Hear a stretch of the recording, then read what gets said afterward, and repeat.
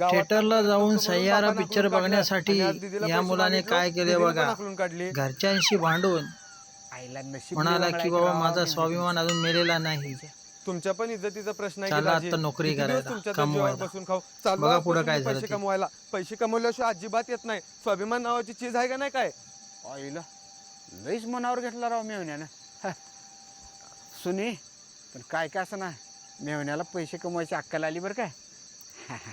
Picture बघण्यासाठी साहेब, पैसे कमवायला सकाळपासून लागला काय खाल्लो नाही हो, काहीतरी द्या की.